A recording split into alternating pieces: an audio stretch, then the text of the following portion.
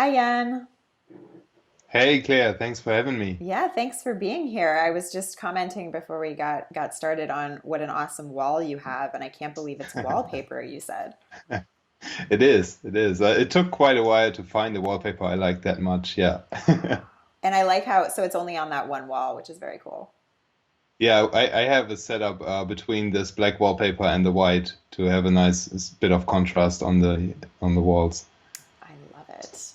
Awesome. Well, let me dive in and sort of read a little bit about some of the work you do, and then we'll get into a bunch of questions, learning all about you. So, Jan Sounds good. Koch is a German entrepreneur who has been working with WordPress since 2011. From 2008 to 2011, he studied business informatics. His initial plan was to use this degree to get a well paid job.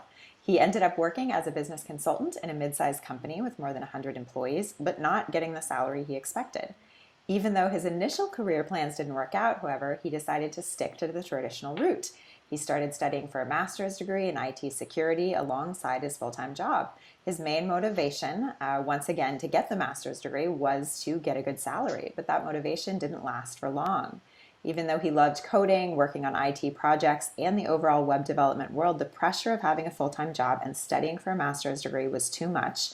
He broke down and went to the hospital for 2 days. In these 2 days, he decided to quit his beliefs in the traditional job world and to become self employed. Ever since, he hasn't looked back. These days, he works with exciting companies and entrepreneurs all over the world. So I'm really excited to talk to you because I am fascinated by stories of kind of burnout to success. And I've, Yeah, gone through some of this myself. So kind of walk me through what happened here and tell me about this. yeah, absolutely. So probably what got me started in the traditional career path really were my parents, because it's like most parents here in Germany. You kind of get a job and then take it from there and try to make it up with the corporate ladder. And my father is working in the financial offices, so he's quite conservative. And obviously, the goal was in the very beginning to just get a well-paid job, actually. But the problem with that was, even though I was the third best of the year when I finished my business informatics degree, the area where I'm living in, the salaries just aren't really high. So Hmm. I was like earning an average salary for the area that I was in, but Hmm. compared to other cities like Munich or Hamburg or maybe Frankfurt or something like that, I was earning maybe 50% of what those people earned. Wow, that's a big And difference. yeah, it is. And I mean, the costs here are lower as Sure. well. So that it probably balances out in the end, but it wasn't really satisfying for me. I was feeling like being basically being used and not being really not being honored for the work that I've done at the job. Hmm. And I knew the rates that my boss was charging for my work per hour. So he was Hmm. charging like probably 100 euros per hour for my Hmm. work, Hmm. which still isn't that much for a business consultant. But Hmm. seeing those 100 euros on the one side and seeing my paycheck on the other side Hmm. really was frustrating. Yeah. And yeah, as you said, I started studying for a degree in IT security because I really was into that field to the time, and I knew that when I got that degree, six-figure salary was guaranteed. So that was really high qualification, and it was kind of an elite master's program. I think it was an online studies, and we had to be present just for the exams. And we were like 10 people in the whole course, so it really wasn't that much.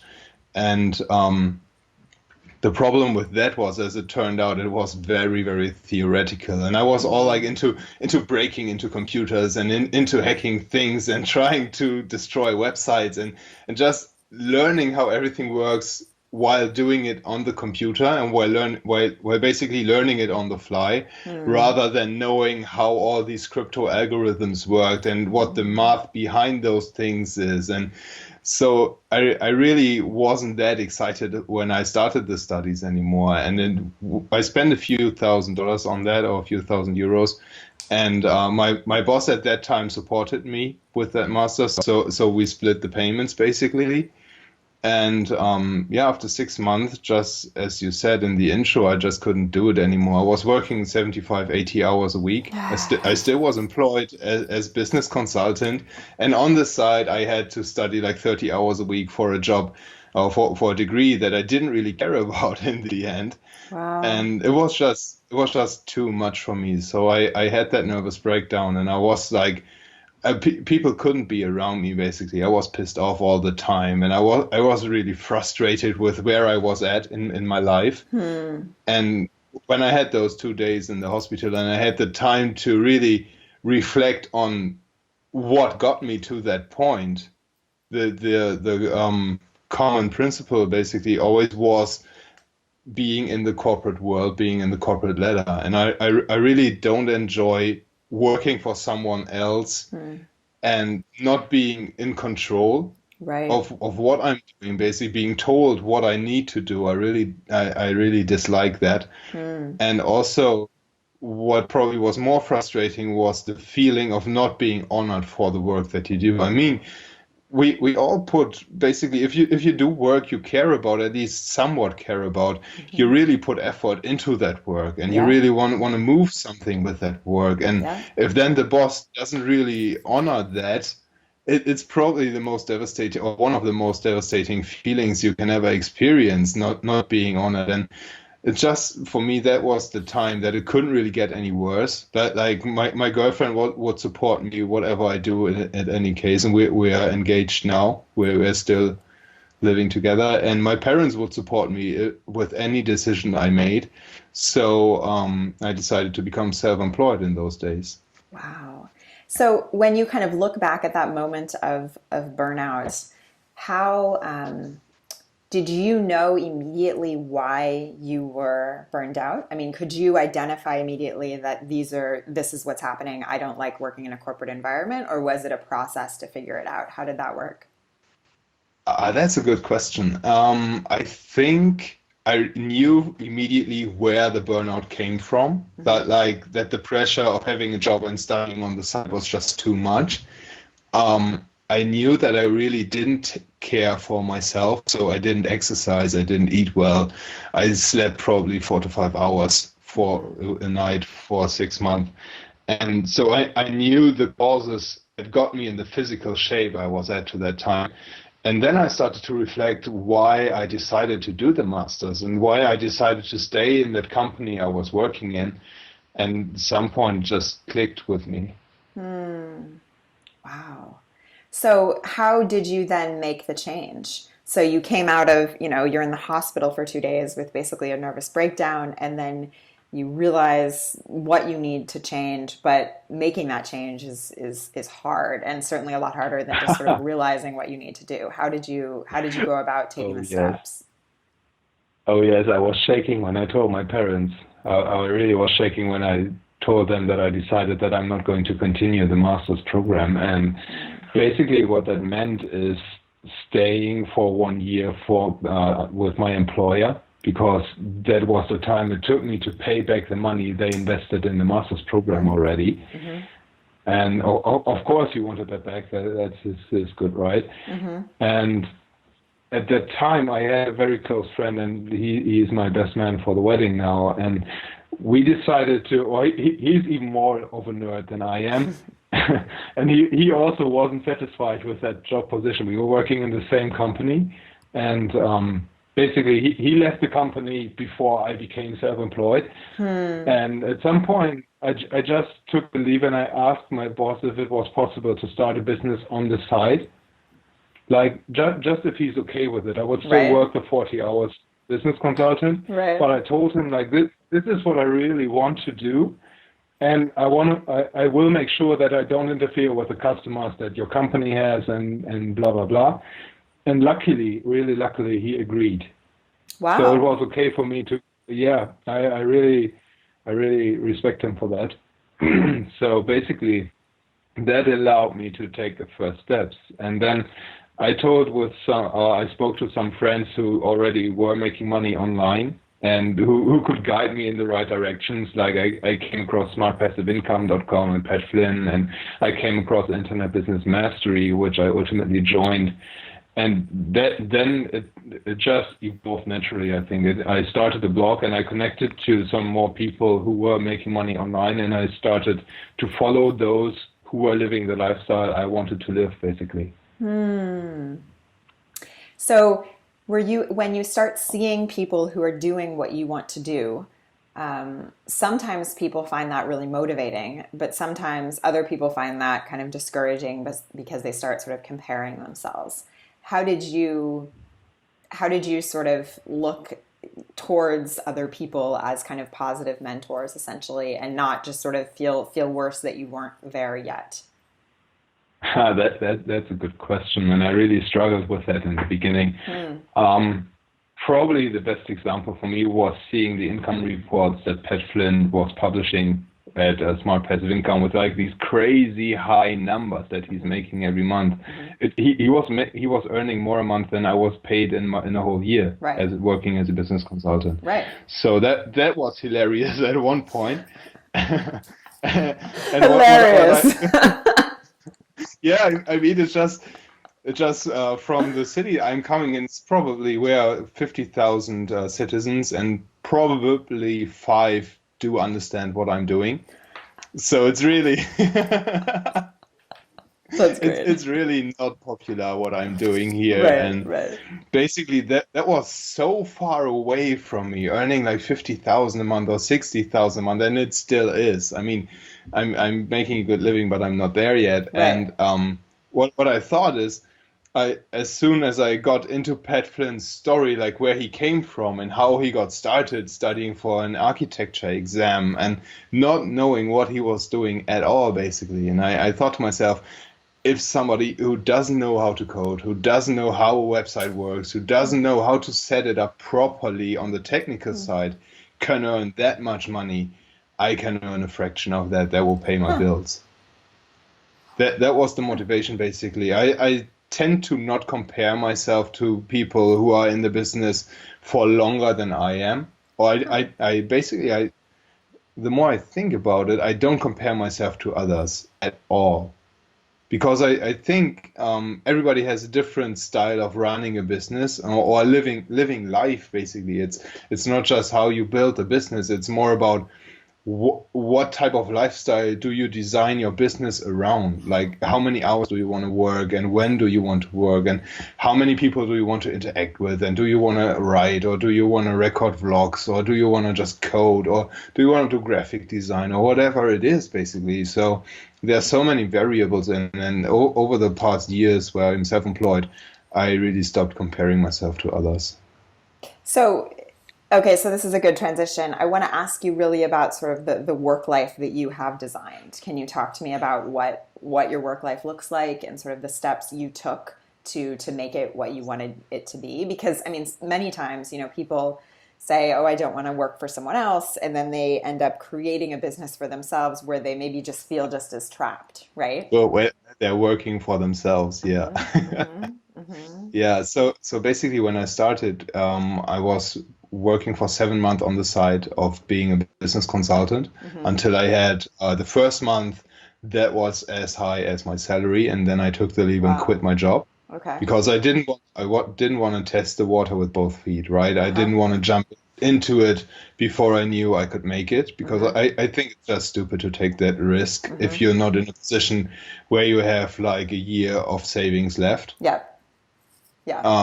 It's just stupid to do it in any different position, I think. And from that time, in the first 2.5 years, probably, I worked way too much. I worked like 12 hours a day or something, and I didn't feel that trapped because I really enjoyed the people I was talking to and working with, and I really enjoyed learning new things every day. But at some point, I realized that I need to make priorities, to change priorities, basically. And I noticed that at some point, through some things happening in the family, that family and health is the most important thing. Nobody can buy a good family. Nobody can buy health. Yeah. So that was the time for me to start going down with the work hours. I work like probably 6 to 7 to 8 hours, probably sometimes more depending on the workload that I have, sometimes less. and I really make sure that I can work at any time at the day. So whenever my fiance has a question for me or needs my help, or wherever I need to care for my family or something like that, I'm there. I do that. Wherever I need to do something on the house that we're living in, I'm doing that rather than working. Uh, I need to make, or I make sure that I get 7 hours of sleep most nights, sometimes less, but mostly 7 hours. I do exercise regularly. I do take nutrition very seriously now. And that's basically how the business changed. Like, you need to set up processes where you can make money without actively working, basically. So what do those processes look like for you? Talk to me about the type of work you do for clients and how your processes take place in that work. Yeah, absolutely. I do have two separate business models that I'm running currently. One is doing client-based WordPress development work, like building websites and building WordPress plugins and that stuff. And the other side that is going more into the scalable income. I don't like the word passive income. It's not really passive, but scalable income. And that is an e-commerce store selling wooden watches. So Wooden I got into that. watches. Wooden watches, yeah. Cool. Yeah, I'm wearing one actually. I'm not sure if you could see that in That's camera. so cool. So I got into that from a friend of mine who's living in Vegas, and he's originally from the same city I am from, Uh-huh. and then he migrated to Vegas to study in Berkeley and go into Silicon Valley and that stuff. And at some point he became involved in e-commerce, Huh. and he had that idea to sell wooden watches, and he didn't have time to explore, basically to set up the shop and set up the business. So he mentored me to that step, and Wow. now it's like this month we have the 1 year anniversary for the business. It's called Little Oak. So it's been a hell of a ride. And that Little business Ogue? based Little Oak, yeah. How do you spell Ogue? OAK, like Oh, the Little tree. Oak. Oh, okay, okay. Yeah. So basically that's the part of the business that makes money while quite literally while I'm sleeping due to the time zone differences. Right. So that's pretty cool.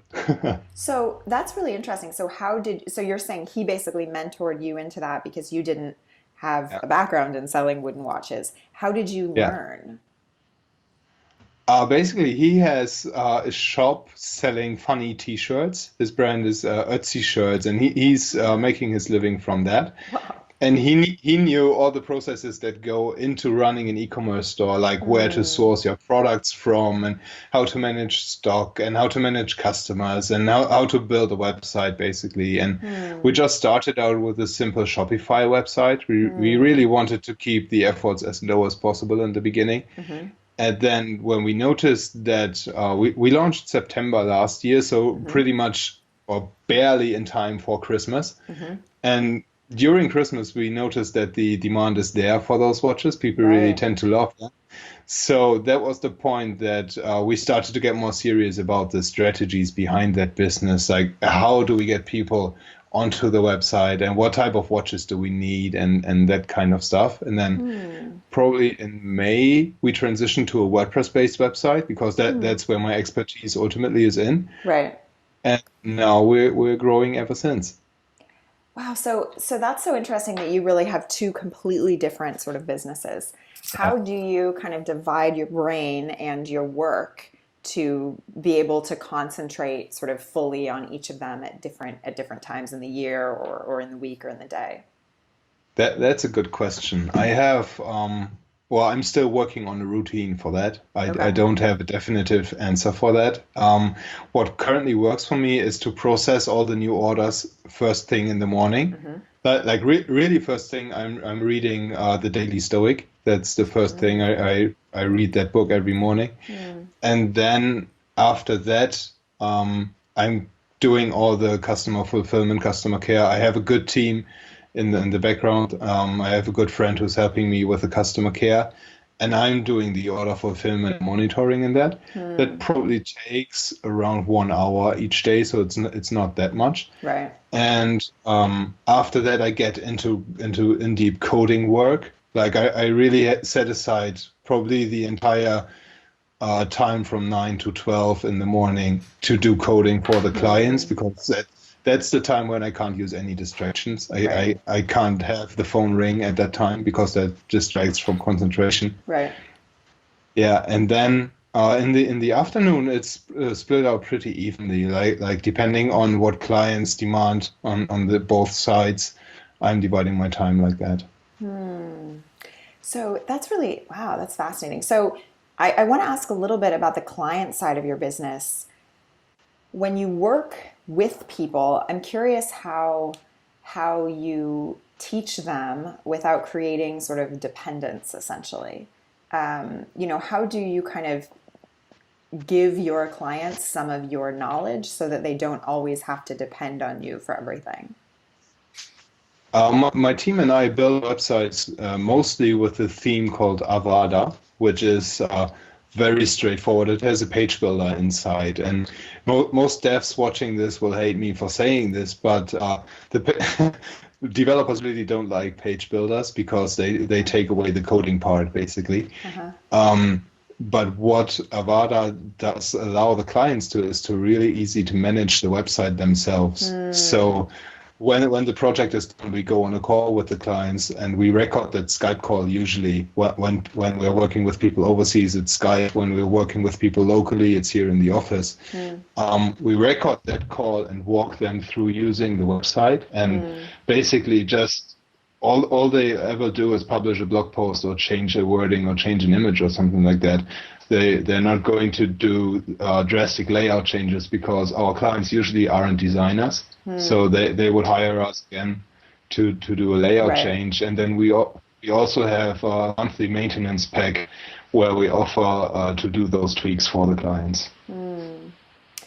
So then sort of on a different topic, you mentioned that you're reading the Daily Stoic every morning, right? Yeah. How do you kind of prioritize learning?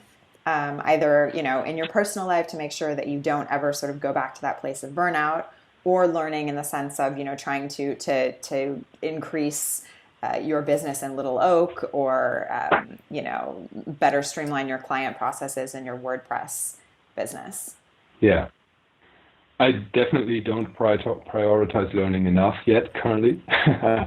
What I found is by reading the Daily Stoic and by trying to come into a calmer mindset, like not being as reactive if something breaks down or 5 clients scream that their website is broken because they hit the wrong button or something like that. You won't believe the stories. That was the first, the most important thing for me. Is like to be in a position of control all the time, like to really learn how to control. Say that again. To be what? To be in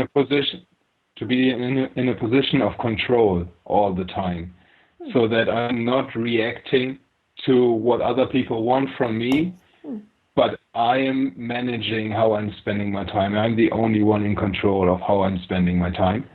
That was probably one of the most important lessons I learned ever since becoming self-employed. Because the problem is, once the business grows and once you have like 10 to 15 clients and 3 of those clients have a problem at the same time, who do you work for first?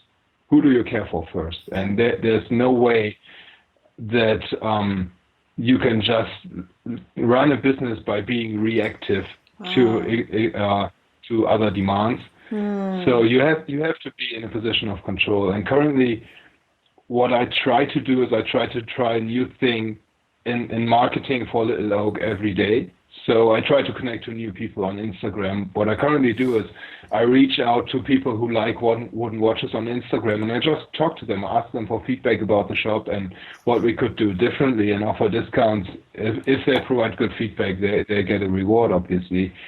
And by just being engaged in the market, I'm learning quite a bit. And also I try to push myself out of my comfort zone regularly. So for example, what really was uncomfortable and scary for me was setting up my stock in Las Vegas. The Little Oak store is based in the US, and I'm currently selling to US and Canada only, even though I'm in Germany. Right. So I have to I have to manage stock overseas, and I have to make sure that the vendors that I'm sourcing the products from, who are hand making the products, first provide good quality. So the quality needs to match, obviously, and then I have to have a good warehouse that can ship the products in time. And setting that up was really, really scary for me.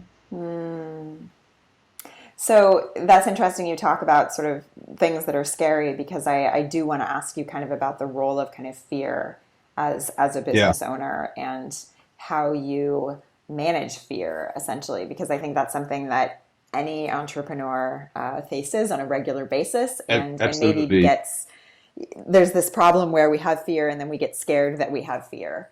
Um, Yeah. so tell me how you kind of approach fear. In the beginning, I try to fight fear.